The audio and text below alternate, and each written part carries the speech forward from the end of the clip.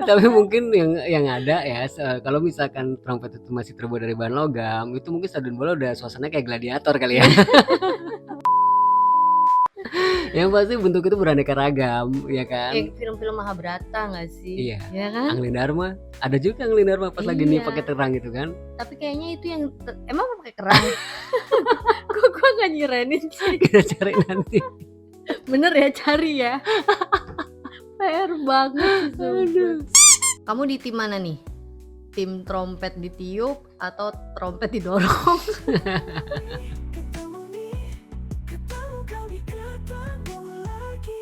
Hai, ketemu lagi bareng kami nih di Ketemu Nih. Nggak kerasa nih, bentar lagi hitungan jam kita bakal mengakhiri tahun 2024 dan memulai lembaran baru di tahun 2025. Gimana nih?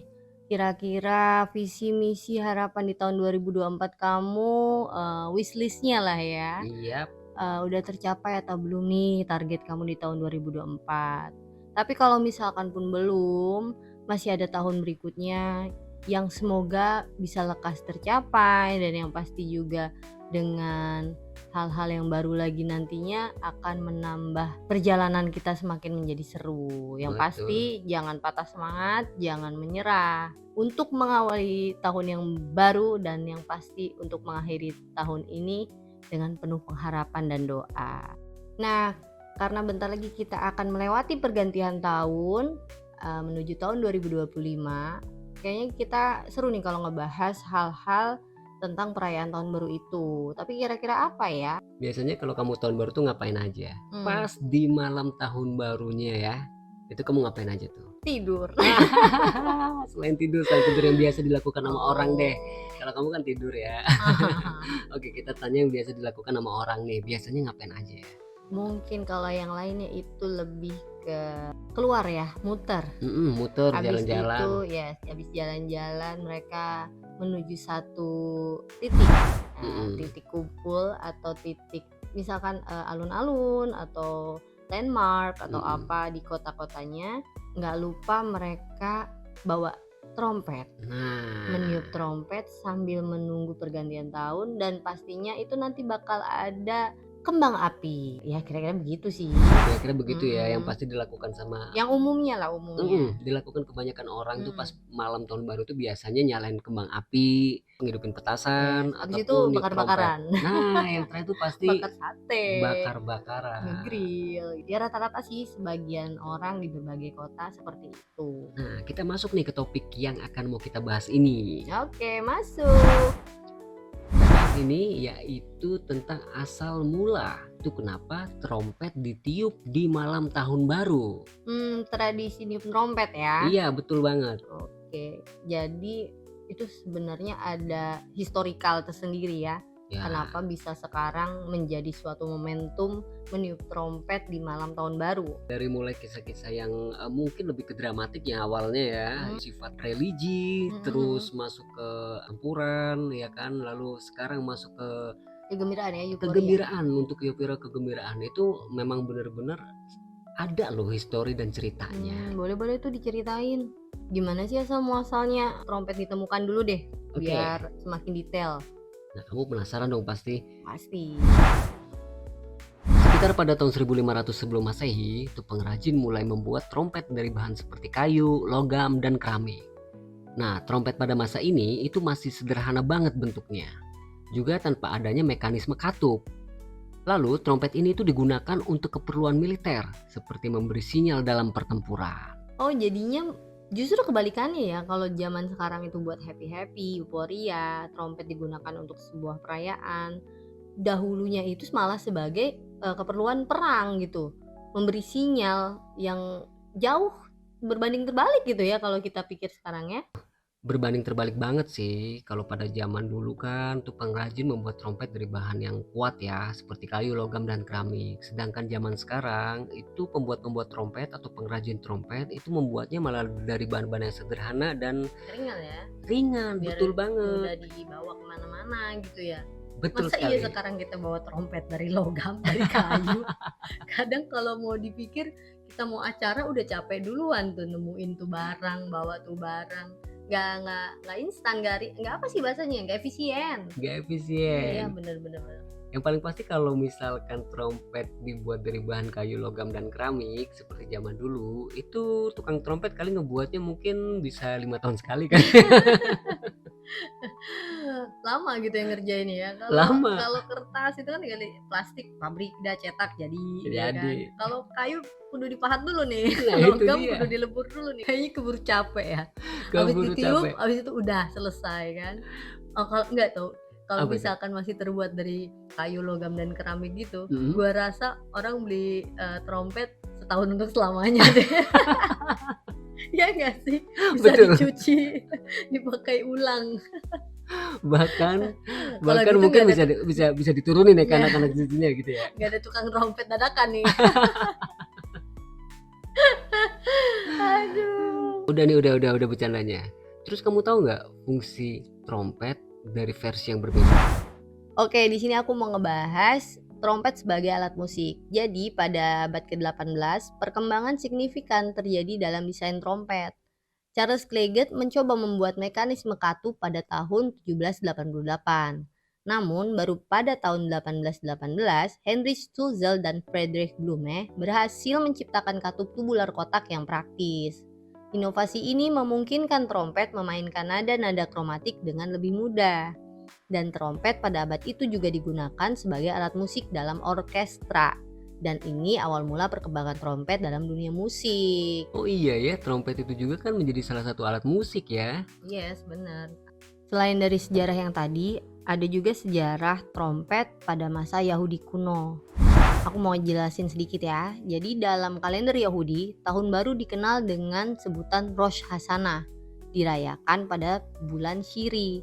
Pada perayaan ini umat Yahudi meniup trompet yang disebut dengan shofar, sebuah alat musik tiup yang terbuat dari tanduk domba jantan. Shofar ditiup sebagai panggilan untuk refleksi diri, pertobatan, dan peringatan akan kehadiran Tuhan. Jadi kalau konteksnya di sini trompet atau si shofar itu ditiup dalam acara keagamaan, bukan sebagai perayaan. Oh begitu ya jadi ya. Kalau misalkan di zaman Yahudi kuno itu, jadi trompet itu digunakan untuk refleksi diri, pertobatan, atau bahkan peringatan akan kehadiran Tuhan. Ya, untuk acara keagamaan. Tapi seiring berjalannya waktu, tradisi ini menyebar ke berbagai budaya, terutama di Eropa. Di banyak negara Eropa, meniup trompet menjadi cara untuk mengumumkan awal tahun baru dengan meriah. Lalu, imigran Jerman membawa tradisi ini ke Amerika Serikat pada abad ke-18, di mana trompet digunakan untuk menandai pergantian tahun dengan semarak. Itu.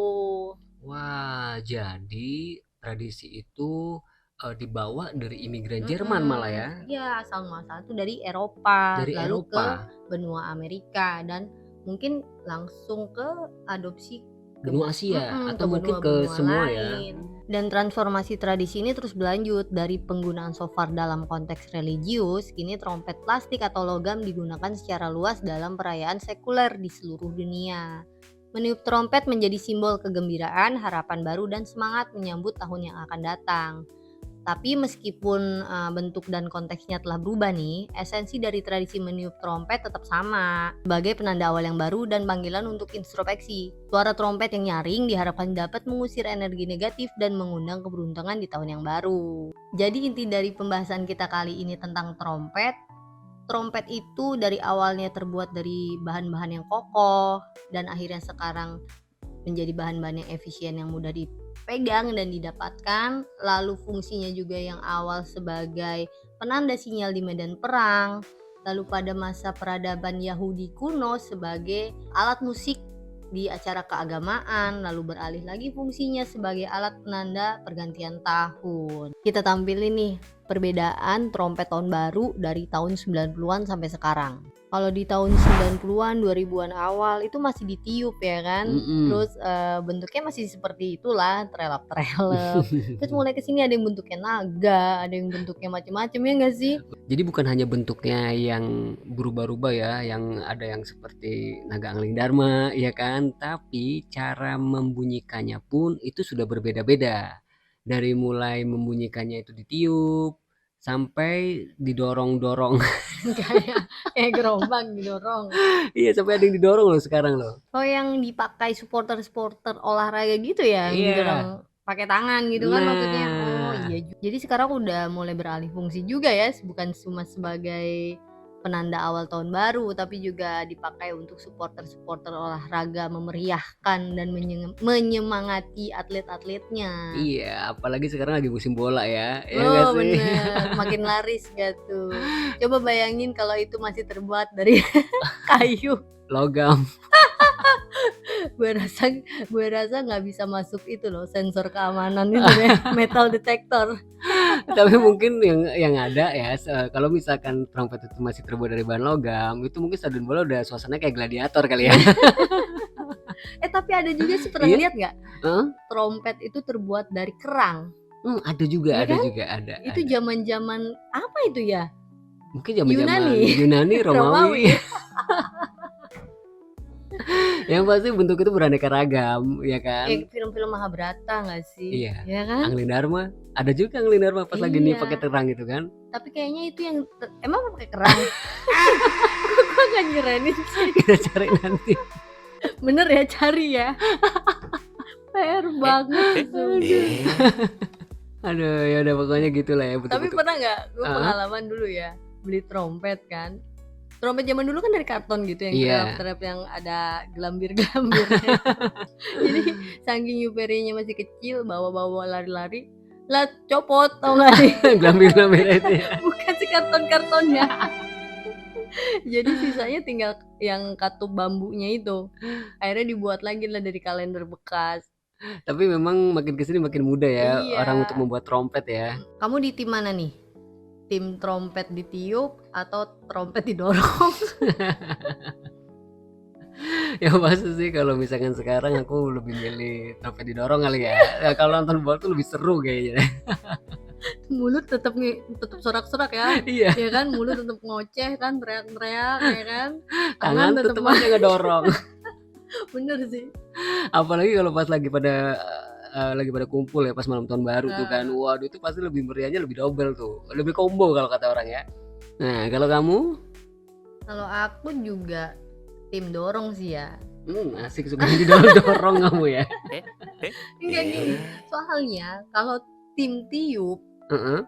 gue jadi orang paling pelit sedunia, tau gak sih? Ya, karena nggak bisa berbagi gitu kan ya. Iya, gue tuh orangnya paling namanya alat musik yang ditiup, jangankan itu ya, sedotan, gelas, apapun itu yang berhubungan dengan bibir nih, mulut, gue nggak bisa sharing gitu loh. Ya, pastinya sih kita juga was-was ya. Jadi enggak, kalau misalkan gue yang lain pada trompet tiup, trompet dorong, gue trompet tiup nih.